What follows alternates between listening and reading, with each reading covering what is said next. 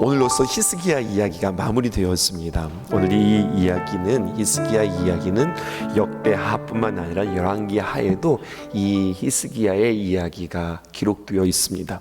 성경을 읽다 보면은요, 어떤 이야기는 어떤 인물에 대해서 묘사할 때 어떤 이야기는 열왕기에서 조금 더 자세하게, 또 어떤 이야기는 역대하에서 자세하게, 또 어떤 부분들은 열왕기에서 조금 더 자세히, 또 한 사건에 대해서도 어떤 부분들은 또 역대기에서 자세히 이렇게 다루는 부분들이 있는데, 오늘 이 이야기는 사실 역대하보다는 열왕기하에 더 자세하게 나와 있는 본문이기도 합니다.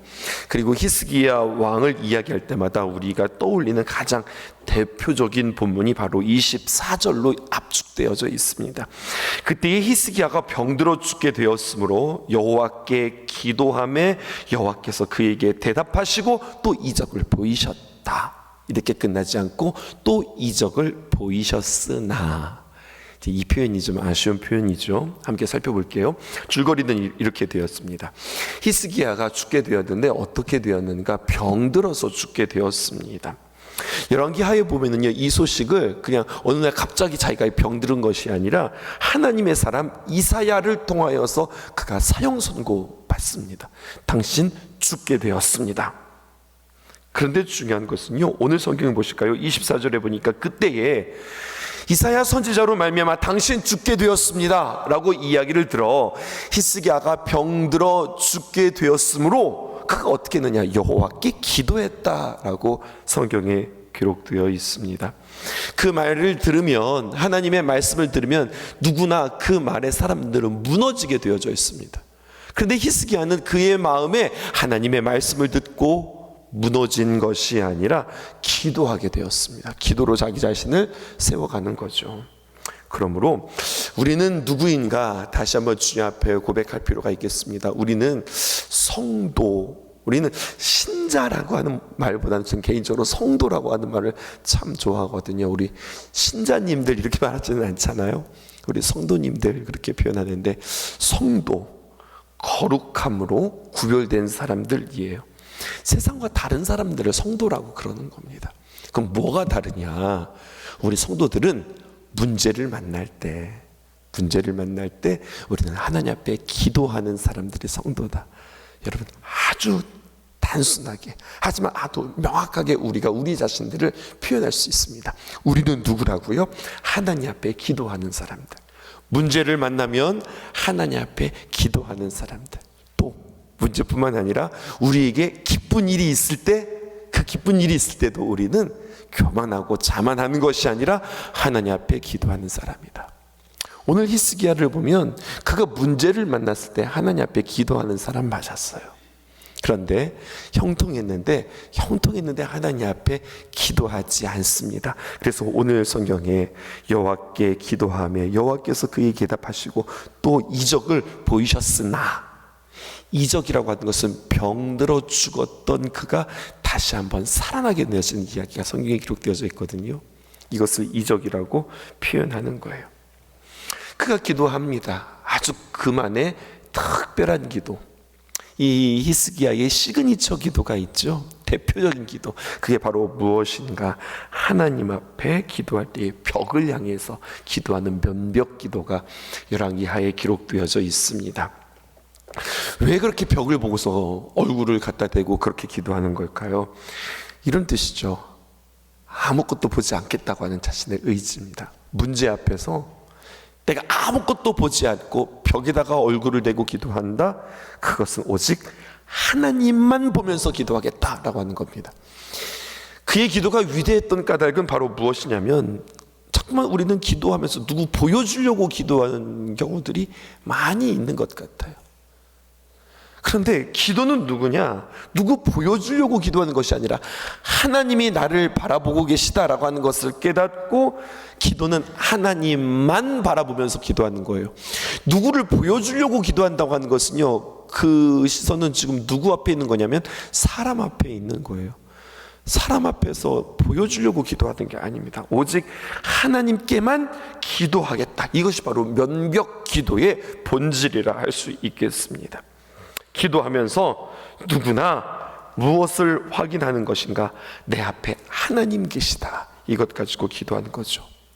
그렇게 하나님 앞에 기도할 때에 하나님께서 그의 뜻을 돌이키시는 이야기가 오늘 성경에 기록되어져 있습니다. 중요한 사실인데요, 여러분, 하나님 앞에 기도하면 하나님께서 뜻을 바꾸십니까? 하나님께서 뜻을 돌이키시는 하나님이십니까? 맞습니다. 여러분, 이것을 기억하셔야 됩니다. 하나님이 말씀하시고 하나님의 뜻이 있었지만 하나님이 분명 하나님의 뜻을 가지고 결정하시고 진행하시는데, 그런데 우리가 기도하고서 하나님의 뜻을 바꿀 수 있는가? 때로는 우리의 기도를 통해서 하나님의 뜻을 바꿀 수 있다고 하는 사실이에요. 그러면 질문하죠. 왜 하나님께서 그 뜻을 바꾸시는가? 왜 하나님이 우리가 막 기도하면 그 하나님의 뜻을 돌이키세요? 왜 하나님께서는 그러신가? 아주 중요한 것을 우리에게 이야기해 주시는데요, 그것은 바로 무엇이냐면, 하나님은 우리를 기계처럼 대우하시는 하나님이 아니라 하나님은 우리를 인격적으로 대우하시는 하나님이라는 거예요. 하나님은 언제나 우리와 상대하시면서 우리와 교제하기를 원하세요. 하나님의 뜻이 정해져 있다면, 언제나 하나님께서 그 말씀을 하시고 그 하나님의 말씀으로 직진한다면, 그런 교제라는 것은 우리에게 성립되지 않아요. 무슨 교제가 필요하겠어요? 하나님이 뜻이 있고 하나님의 뜻만 진행되어지면 그것은 하나님이 우리와 교제하는 것이 아니라 하나님께서 우리에게 명령하시는 거죠. 그리고 우리는 그 명령에 순종하는 것뿐이죠. 근데 하나님께서는 우리를 그러한 기계처럼 명령에 복종하면서 살아, 이렇게 우리를 부르지 않으시고, 하나님께서 우리를 친구같이 대하시고, 하나님께서 우리를 자녀처럼 대하시고, 하나님께서 우리를, 제가 이게 참 좋아하는 표현인데요, 하나님의 사랑의 대상자로 우리를 삼아주셔서 우리와 교제하고 하나님의 뜻을 알려주시고 하나님의 마음을 나누기를 원하시는 그 하나님으로 주님께서 우리를 삼아주셨다고 하는 겁니다. 아, 그렇구나. 우리가 하나님 앞에 기도하면 하나님께서 그 마음을 돌이키시는구나. 이것도 알아야 되지만, 여러분, 이것도 아셔야 돼요. 하나님께서 우리에게 말씀하실 때에 나도 내 뜻을 돌이키고 내 마음도 돌이킨다. 여러분, 이게 교제예요. 하나님께서 나에게 말씀하시는데 나는 전혀 바꾸지 않아요. 나는 고집 부리면서 나는 내 뜻대로 해요. 그럼 여러분, 교제가 아니죠. 하나님 말씀하실 때 그 말씀에 내가 감동하여, 하나님 말씀하실 때 그 말씀에 내가 아멘 하면서 나도 내 뜻 바꾼다. 하나님 아니죠, 맞죠, 하나님의 말씀이 맞죠, 제가 틀렸죠 라고 이야기하면서 하나님께 내 마음을 돌이킬 수 있는 것. 때로는 하나님 이거 해주시면 안 돼요, 하나님 이렇게 바꿔주시면 안 돼요, 하나님 이렇게 하나님께서 일해 주시면 안 돼요. 그렇게 하나님 앞에 기도할 때 하나님의 계획과 하나님의 뜻도 바꾸시는 그 하나님, 그것을 통해서 우리에게 한 가지 알려주시는 것.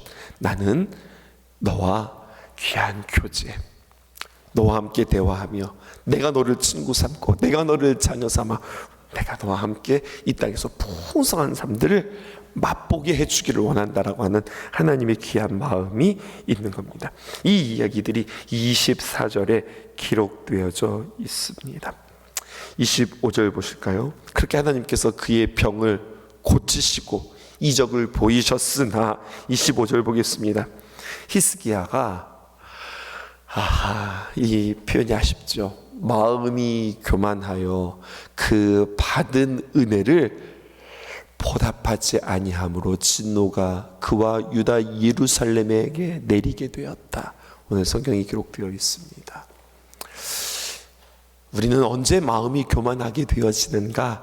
우리의 형편이 나아지게 되면 우리도 교만하게 되어지는 거예요. 교만을 정의해 보실까요? 여러분, 교만이라고 하는 것은 바로 무엇인가? 나는 교만이라고 하는 것은 잘난 척하는 것이 교만이 아닙니다. 교만이라고 하는 것에 여러 가지 많은 표현들이 있는데, 교만은 어느덧 내 마음속에 하나님을 망각하고 살아가는 겁니다. 이게 교만입니다. 또 교만이란 무엇인가? 하나님을 망각하게 되어지면 당연히 따라오는 두 번째 수순이 있는데, 그것은 바로 무엇이면 인생의 주인이 내가 되어지는 거예요. 그래서 인생의 주어가 내가 되어집니다. 인생의 주인이 내가 되어지면 세 번째 수순이 있습니다. 그렇게 되어지면 어떻게 되냐? 모든 일들을 나를 위하여 하게 되었습니다. 하나님이 없다. 어느새 내가 인생의 주인이 되었다. 그리고 모든 것들이 나를 위하여 하게 되어진다라는 거예요. 이것을 기억하고 오늘 표현을 한번 보실까요? 25절부터 보십시다. 히스기야가 마음이 교만하여 그 받은 은혜에 보답하지 아니하므로 진노가 그와 유다와 예루살렘에 내리게 되었더니 26절 보십시다. 히스기야가 마음의 교만함을 뉘우치고 예루살렘의 주민들도 그와 같이 하였으므로 여호와의 진노가 히스기야의 생전에는 그들에게 내리하지 아니하였느니라. 그 교만함을 뉘우치고 그리고 그 진노가 멈추게 되어지는 모습들을 보게 되었습니다. 하지만요, 27절 보실까요? 히스기야가 부와 영광이 가득한지라. 이 부분에 대해서 이제 해석을 이렇게 하는 겁니다. 교만하였다. 그러나 그가 뉘우치게 되었다. 그래서 그가 다시 한번 하나님으로부터 귀한 부와 영광이 가득하게 되었다. 이렇게 이야기가 되어지고요. 그가 교만하게 되었다. 그래서 뉘우치기 전에 그의 모습들이 27절부터 쭉 진행되어지는 것으로 주경가들은 해석하게 되어집니다. 어쨌든 여러분 27절을 보실까요? 히스기야가 부와 영광이 가득한지라. 그러니 그의 마음속에 부와 영광이 가득하니 당연히 그 속에 하나님이 가득하지 않게 되어져요. 그랬더니 하나님이 없습니다. 인생의 주어가 내가 되어집니다. 그랬더니 어떻게 되어 보실까요? 이에 부와 영광이 가득하자 이에 은금과 보석과 향품과 방패와 온갖 보배로운 그릇을 위하여 창고를 세웠다. 뭐 그냥 당연한 이야기 아니에요? 그런데 아니요. 아까 그 교만한 이야기, 하나님이 없어진 이야기, 나의 인생의 주인이 되어진 이야기. 그래서 위하여, 무엇을 위하여 되어지겠냐? 하나님을 위해서가 아니라 은금과 보석과 향품과 방패와 온갖 보배로운 그릇을 위해서 창고를 세웠다. 물론 필요에 따라서 창고에 세울 수 있겠죠. 근데 단순히 그것을 저장하기 위해서가 아니라 우리의 인생은 무엇을 위해서입니까? 하나님의 영광을 위해서, 하나님의 뜻을 위해서, 하나님의 기쁨을 위해서 무언가 일하고 작업하고 건설되어야 하는데 그냥 표면적인 것만 없어요. 이게 많네, 은금이 많네, 보배가 많네, 향품이 많네, 온갖 보배로운 그릇들이 많네. 그러면 이것들을 잘 저장해야 되겠네. 그래서 이 물질을 위하여서 건축하는 이야기가 성경에 기록됩니다. 또 보실까요? 28절입니다. 곡식과 새 포도주와 기름의 산물을 위하여, 그가 하나님을 위하여, 하나님의 기쁨을 위하여라는 표현이 없습니다. 창고를 세우고 온갖 짐승의 외양간을 세우고 양떼에 우리를 갖추며. 또 29절 보실까요? 양떼와 많은 소떼를 위하여 성읍을 세우셨으니 이는 하나님이 그에게 재산을 심히 많이 주셨으며, 하나님께서 그에게 많이 은혜를 주셨어요. 그에게 가축을 주셨어요. 향품을 주셨어요. 은금을 주셨어요. 많은 것들을 주셨어요. 이 많은 것들을 주셨는데 30절 보실까요? 이 히스기야가 또 기온의 윗샘물을 막아 그 아래로부터 다윗성 서쪽으로 곧게 끌어들였으니 히스기야가 그 모든 일에 형통하였더라. 이렇게 기록되어 있습니다. 언뜻 들으면 하나님께서 그에게 복 주심으로 말미암아 히스기야가 그의 모든 일에 형통하였다라고 이야기하므로 아유, 잘 살았네. 하나님 앞에 교만했는데 회개하고 그가 잘 살았네. 이렇게 잘못 해석할 수 있어요. 그의 모든 일에 형통하였다.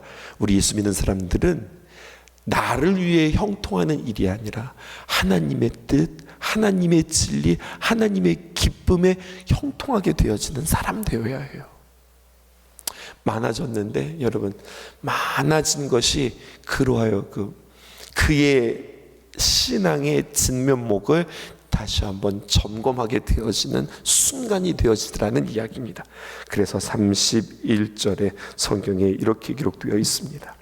그러나 하나님께서 그에게 많은 것들을 주셔서 그가 모든 것들을 세우고 그를 위하여, 그릇을 위하여, 짐승을 위하여, 양식을 위하여 많은 것들을 건축하고 그의 마음 많은 일들이 형통하게 되었다. 그런데 성경은 어떻게 표현합니까? 그러나 바벨론 방백들이 히스기야에게 사신을 보여요. 그 땅에서 나타난 이적을 물을 때에 당신은 어떻게 그렇게 살았어요? 어떻게 이렇게 죽다 살았어요? 당신 죽는 사람이었잖아요. 근데 어떻게 살았어요? 라고 그 이적을 물을 때에 그가 교만하게 되었고요, 하나님이 히스기야를 떠나시고, 여러분 이 표현 보세요. 히스기야를 떠나시고 그의 심중에 있는 것을 다 알고자 하사 시험하셨더라 라고 성경에 기록되어 있습니다. 참 위대하고 소중한 왕이었는데요, 히스기야였는데요, 하나님께서 그를 떠나시고 그의 마음속에, 그 마음의 중심에 무엇이 있는가 시험하셨다, 시험하고자 하셨음이로라, 오늘 성경이 표현하고 있어요. 우리에게 적용해 보시죠. 여러분들의 심중에, 여러분들의 마음의 중심에, 내 마음의 한자리, 가장 그 중심에 무엇이 있는가? 두 종류가 다 되어집니다.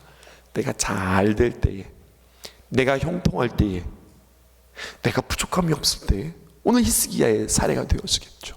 또 그런데 지금의 히스기야가 아니라 아프고 고난당하고 모든 것들을 빼앗겼을 때의 히스기야, 그때 심중에 잘 되든 못 되든, 또 우리는 하나 더 붙여볼까요? 그냥 아무런 일이 없는 그냥 우리의 일상에 평안하게 있든 나의 심중의 중심에 무엇이 있는가, 하나님은 언제나 우리에게 찾아오셔서 그것을 시험하시는 하나님이세요. 내 안에 언제나 그리스도를 모시고 살아가는 인생은 어떻게 되어지는가?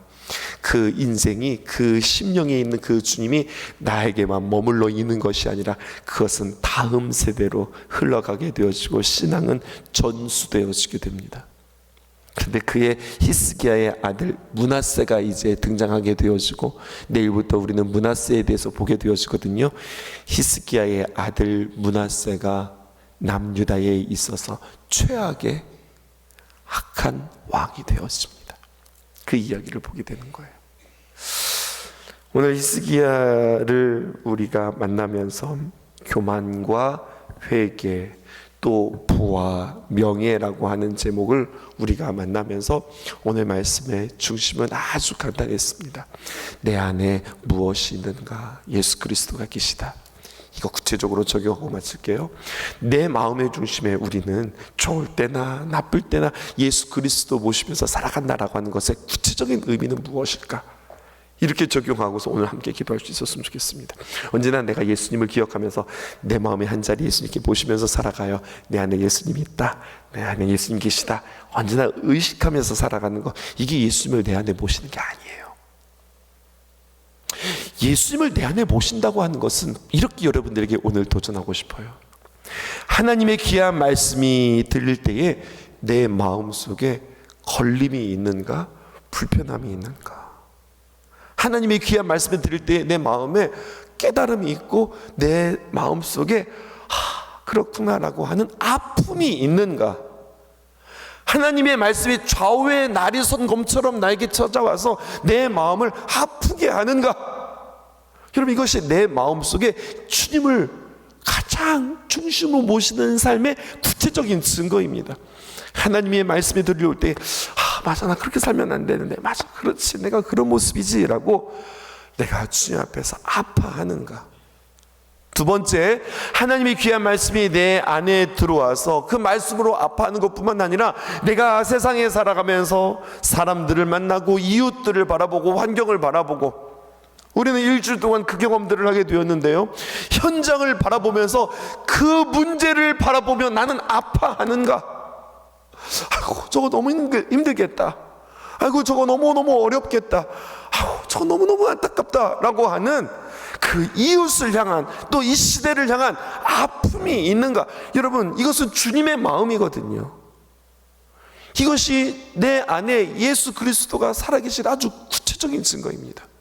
주님이 내 안에 계시다고 하는 아주 구체적인 증거입니다. 하나님의 귀한 말씀으로 내가 아파하는가? 다시 말해서 나의 진면목을 보게 되어지는 그 모습이 바로 내가 주님을 모셨다고 하는 증거이죠. 또 하나님의 귀한 말씀을 들고 세상을 보니, 아 그분이, 아 그 사람이, 그 형편이, 그 사정이 아이고 그러네 라고 하는 그 아픔이 나에게 찾아와 내가 기도가 되는가, 내가 어떤 행동들로 내가 움직이게 되는가, 이것이 내 안에 예수님이 살아계시다고 하는 증거고 나의 심령이 살아있다고 하는 증거입니다. 이런 사람은 하나님의 귀한 말씀에, 그 찔림에, 그 감동에 살아가는 사람입니다. 이 사람은 교만한 사람이 아닙니다. 하나님 앞에 겸손한 사람이고 하나님의 말씀에 순종하는 사람입니다. 그럼 이 사람은 무엇을 위해서 살아가게 되었을까요? 하나님이 주인된 삶을 살아가게 됩니다. 하나님이 주인된 삶을 살아가게 되어지면 나를 위해서 살아가는 것이 아니라 하나님의 뜻, 하나님의 기쁨을 위해서 살아가게 되어지는 거예요. 그래서 우리가 예배드리는 이유입니다. 그래서 말씀 앞에 서는 이유입니다. 하나님의 말씀을 듣고 맞지, 그렇지, 나 자신을 보고 이웃을 보게 되어지고 하나님을 사랑하고 그리고 이웃을 사랑하게 되어지는 그러한 삶으로 걸어가게 되어진다고 하는 사실이죠. 이 신앙의 기초, 이 신앙의 베이직을 다시 한번 여러분들의 마음속에 간직하며 승리할 수 있기를 주님의 이름으로 축복합니다. 기도하겠습니다.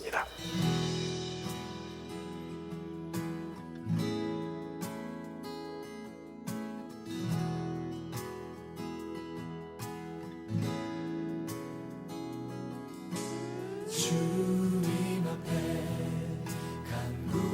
간구했었던 한 가지, 그것은 구하리니 내 일생 주전에 거하게 하소서. 주님 앞에 했었던 한 가지, 그것은 구하리니 내 일생 주전에 거하게 하소서.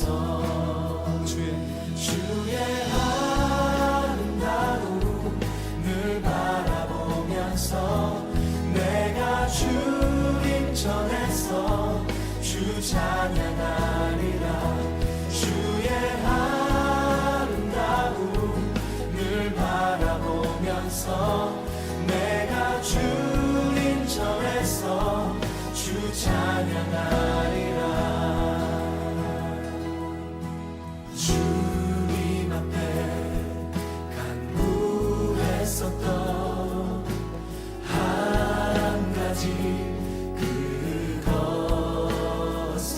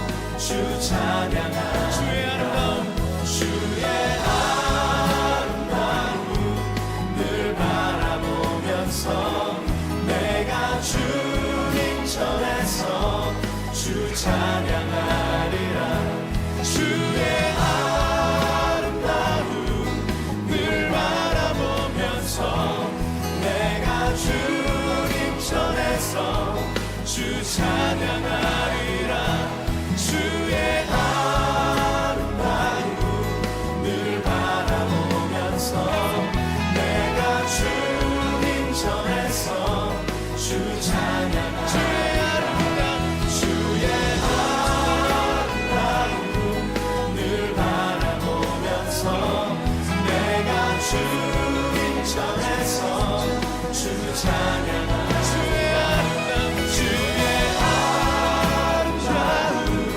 늘 바라보면서 내가 주님 전에서 주 찬양하리라 주의 아름다움 늘 바라보면서 내가 주님 전에서 주 찬양하리라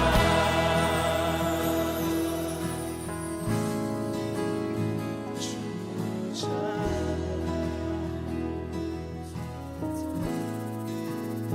주의 아름다운 보이라 주님의 얼굴만 구하리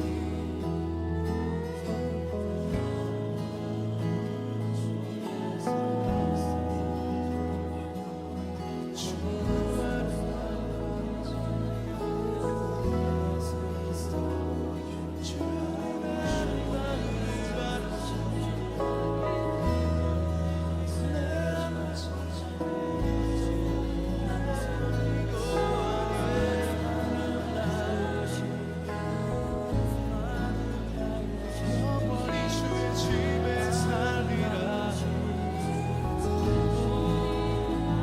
주 얼굴 바라